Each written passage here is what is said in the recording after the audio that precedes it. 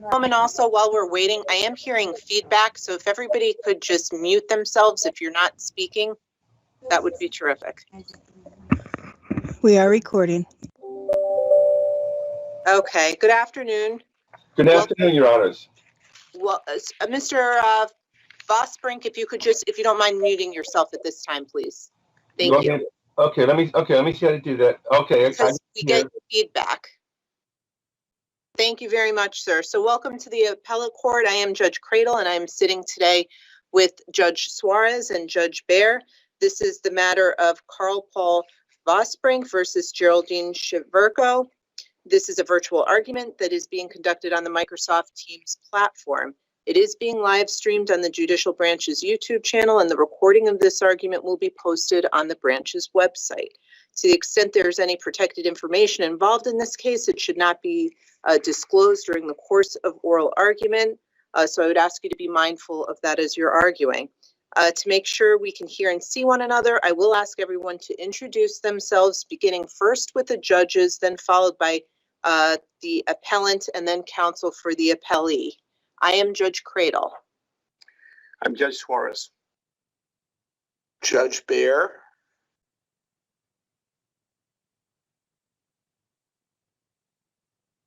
Mr. VOSSBRINCK, if you could introduce yourself. Okay, I just unmuted myself. Okay. My name is KARL Paul VOSSBRINCK. I'm the appellant plaintiff. All right. And Attorney Carmine Annunziata for the defendant appellee. Okay, and I am able to see and hear everyone, and during the course of the argument, if you are having trouble hearing or seeing anyone, please let us know. Now, again, it's very important. I will ask that everyone keep their microphones on mute during the course of this argument, and that's just so that we can hear each other properly and we don't experience any feedback. You also must keep your camera on at all times during the argument so that we know that you're still present. If we have any questions, we will raise our hands. If you don't notice us doing that, then we will just interrupt and ask the question. Everyone should be mindful. This is a court proceeding, and everyone should conduct themselves as if they were present in the courtroom. Each side is going to be permitted 20 minutes of argument. The appellant may reserve a portion of that time for rebuttal. The appellant should let me know before he proceeds how much rebuttal time he would like. I will keep track of the time. When you have 2 minutes left in your argument, I will let you know by holding up a sign. I will do the same when you have 1 minute left in your argument, and then I will also let you know when your time is up. You've each received instructions prior to today's arguments. In addition, the court has issued a separate order on or about April 13th, and that order was as follows. At the hearing on April 19th, 2021, the parties should be prepared to address whether the appellate court review of the issues on appeal should be limited to the issues raised by the July 1st, 2019 denial of the plaintiff's motion to vacate and the motion to restore. Okay, so absent any questions, the appellant may begin. And again, you can let me know how much time you would like reserved for rebuttal, sir. Thank you, Your Honor. I think 5 minutes for rebuttal would be more than I need. Can everybody hear me? Everybody can hear me? Okay. Yes, we can, and you may proceed, sir. Okay, the point here that I'd like to make clear is that what I'm appealing has nothing to do with judicial discretion. It has to do with judicial error. The defendant claims in this issue that I failed to respond to a complaint, and that's not true. There are two primary issues that were forwarded by the defendant in this particular case. One had to do with who was guilty of what when it came to the theft of my property. I was asked to revise my complaint, and I did that in a timely manner, but I did it in a manner that was perhaps a little bit unfamiliar. I think it's a little bit strange to want to know during a bank robbery who carried the money and who held the gun. They're all guilty of it. So what I did to make it very clear to defendant safeguard was I removed everybody from the lawsuit, safeguard property management.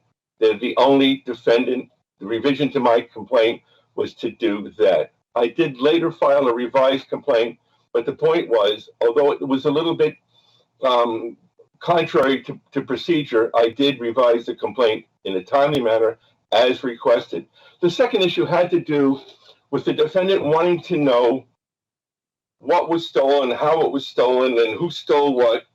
And to that, my response, I feel, was even more articulate than they demanded. They wanted to know things like, well, please forgive me, but a description of the property, the date you purchased it, the name of the seller, person you acquired the property from, the purchase price, many, many things of property that I've had over 30 or 40 years. I doubt that anybody in this courtroom has the receipt for their dining room table.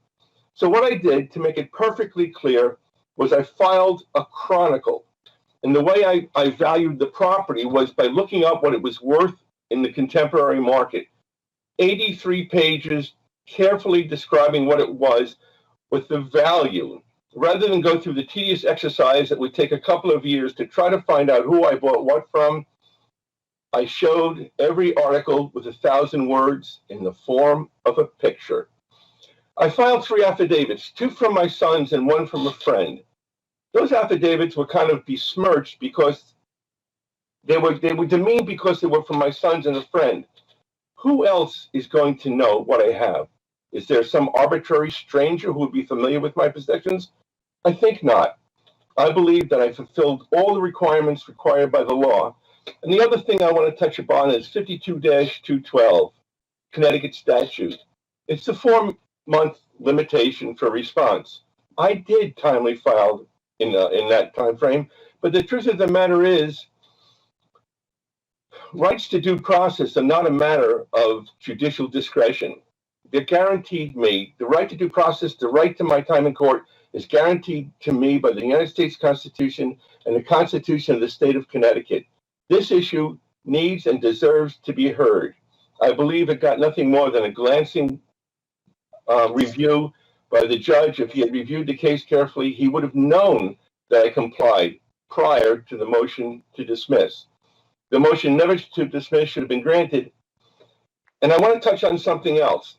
The request for production and disclosure, I did receive from defendant.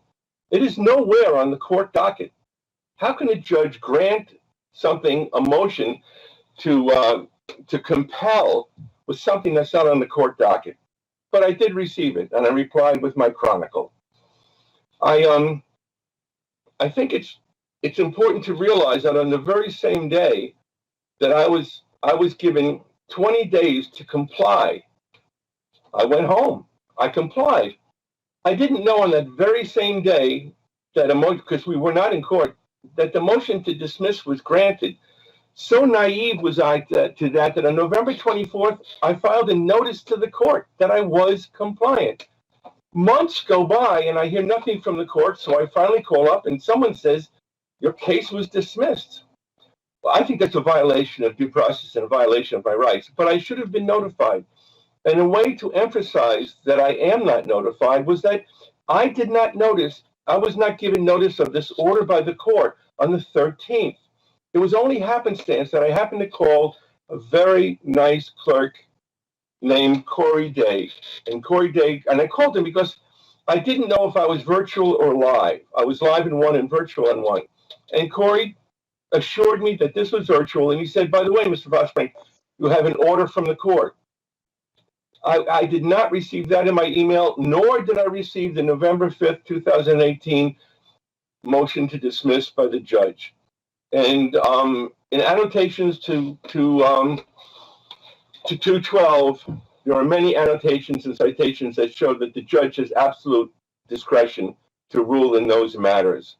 So I believe it's not about the motion to dismiss being granted. I think it's about the fact that the judge never realized that it never should have been granted. And it's known that judicial discretion and due process are mutually exclusive. And I believe that due process was violated, and I feel I should have my day in court to prove what I need to prove. And that's it, Your Honor. Thank you very much. Okay, thank you, sir. You will have about 14 minutes remaining in your rebuttal argument. And again, I would just ask you to mute your microphone, please. I will do. Thank you.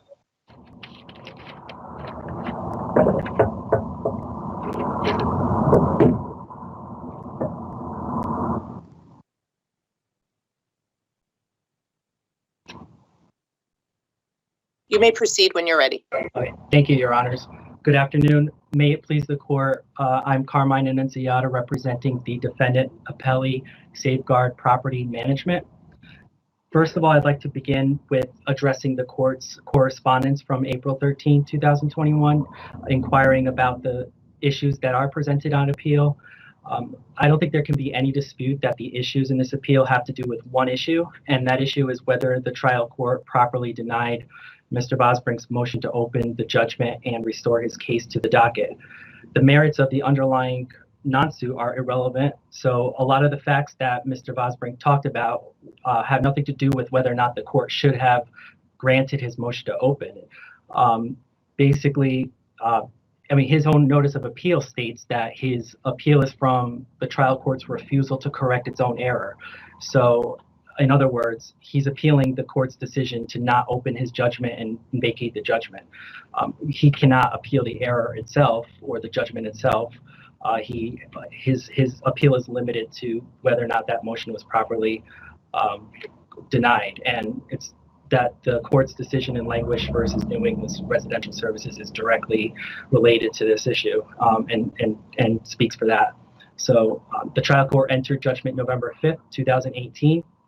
Mr. VOSSBRINCK had 20 days to appeal that judgment, and he did not in that 20-day period. So this appeal follows the court's denial of a motion to open the judgment filed over 4 months later. So respectfully, the court shouldn't be considering the underlying judgment and the facts of what occurred leading to the judgment, but whether or not Mr. VOSSBRINCK complied with the statutory requirements for opening a judgment of non-suit. And the statute in question, 52-212, sets forth specific requirements for opening a judgment, and Mr. VOSSBRINCK has not complied with those requirements. He states a lot of irrelevant background information that doesn't really pertain to these elements of the statute, and the court should be focusing on the statute itself and whether or not Mr. VOSSBRINCK complied with that. And I'm going to clarify each of these elements for the court so that it can be clearly understood that these elements were not met. So the first element for the statute would be that the motion to open has to be filed within 4 months of the judgment. The second is that Mr. VOSSBRINCK needed to submit an affidavit in compliance with 52-212 subsection C. Third, the motion and affidavit needed to show that there was a good cause of action that existed. And finally, they should have shown that there was some mistake, accident, or other reasonable cause for the plaintiff's failure to prosecute his case. And he didn't show any of these things in his motion or he didn't file an affidavit. So these were not complied with. So we'll start with the 4-month rule, which is most basic, easy to understand. You need to file a motion within 4 months, and Mr. VOSSBRINCK did not do so. He filed his motion March 20th, 2019.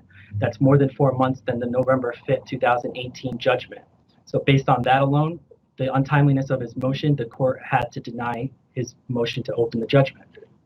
And to address Mr. VOSSBRINCK's claim that he didn't know about the judgment, I don't believe that is, first of all, I don't believe it's relevant because of this court's decision in Moore v. Brankard, 89 Con App 129, where the court stated that actual receipt of notice is not required as long as the court complied with the judicial notice requirements. And on November 5th, 2018, when the judgment entered, judicial notice was sent to the parties. And Mr. VOSSBRINCK even admitted that he received another order the same day. So I don't understand how he would not have received also the judgment of non-suit. I believe it's more of a mere inattention, not a lack of notice. And so there's no argument there that he didn't know that there was a judgment of non-suit. He did know. And he admitted this in his motion to open, that he found out about this in November. He found out that the court dismissed his case, yet still did not file a motion until March 20th of the following year. Well past the 4-month requirement. So on that basis, the trial court was correct in denying his motion to open. Second, the more important requirement for opening a judgment is that an affidavit needs to be filed. Subsection C, which I will quote for the court, is that the written motion shall be verified by the oath of the complainant or his attorney. Mr. VOSSBRINCK submitted no affidavit from himself that would have been required by subsection C.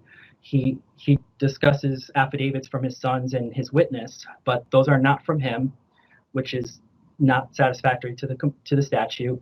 Second, they were filed April 26, 2019, past the 4-month mark, so they were not timely, and they don't verify the contents of his motion to open. They don't support his basis for the motion. They basically were affidavits from his witnesses and his sons about what damages he had, and that he at once owned property that was taken, but that had nothing to do with the motion to open. So those affidavits did not comply with the 52.212 subsection C, and his failure to submit an affidavit is jurisdictional defect in his motion that required the trial court to deny his motion on that basis alone.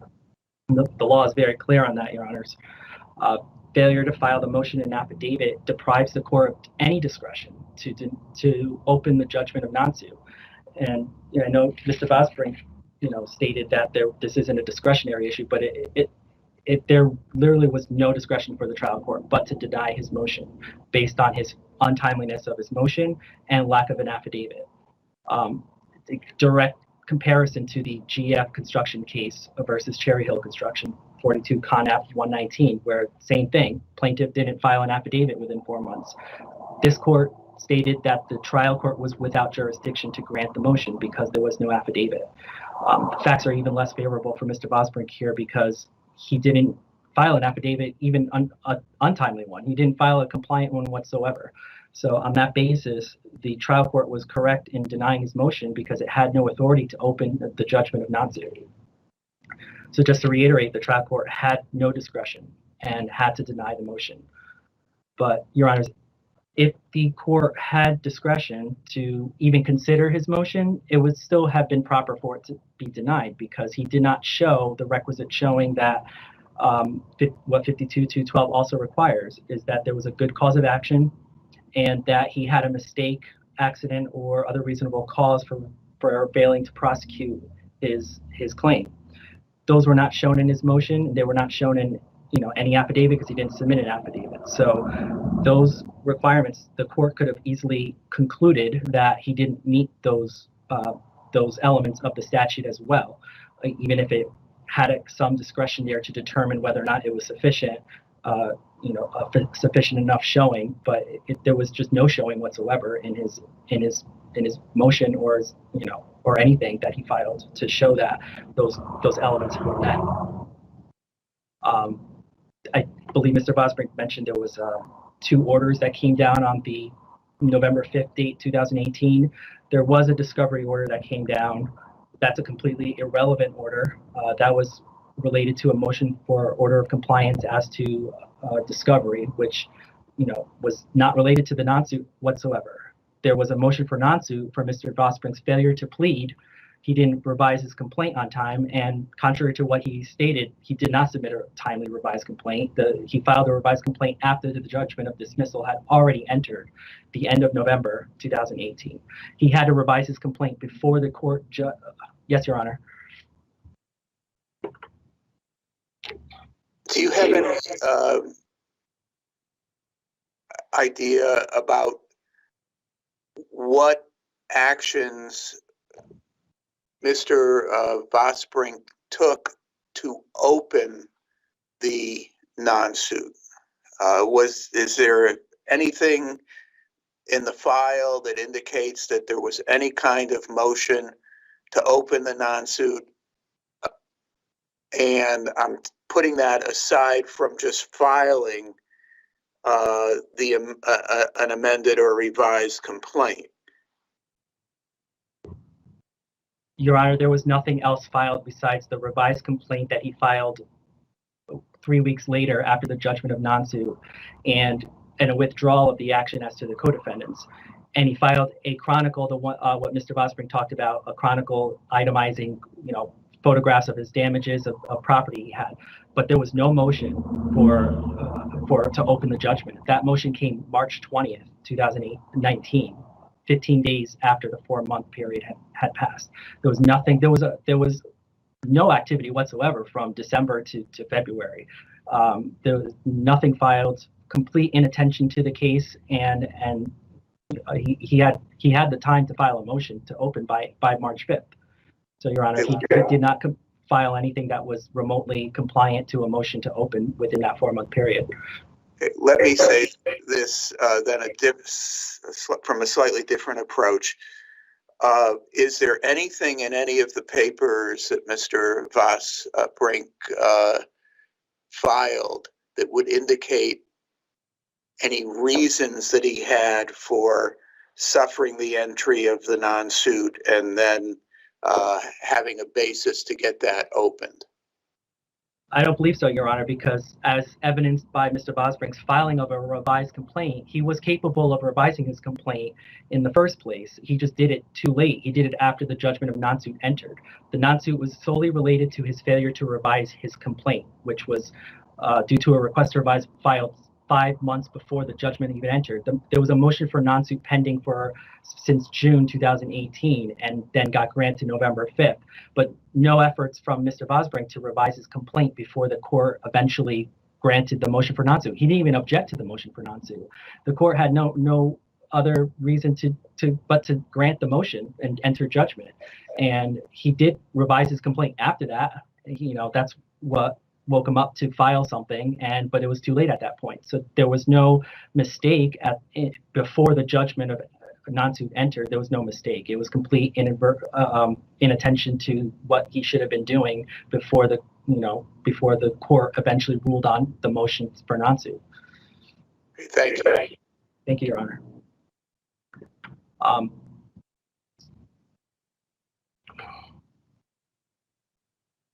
So yeah, Your Honor, I just wanted to reiterate that this was a jurisdictional issue. There was nothing filed within the 4-month period that was in compliance with 52.212. The judgment of non-suit was entered not due to any mistake or reasonable cause or anything. It was a deliberate refusal to revise his complaint in accordance with the request to revise that was pending for several months. No objection to the motion for non-suit. This isn't a mistake. This was a negligence at best, which is not sufficient to open a judgment. But nonetheless, those discretionary issues aside, the trial court had no discretion but to deny the motion just based on the untimeliness of it. And Mr. VOSSBRINCK failed to file anything or the requisite affidavit. There is no affidavit whatsoever. So this court is simply, the trial court simply was without jurisdiction to open the judgment. And for those reasons, Your Honors, I respectfully ask the court to affirm the judgment for Safeguard Property Management. Thank you. Okay, thank you. Mr. VOSSBRINCK, then, as I indicated before, you have 14 minutes remaining.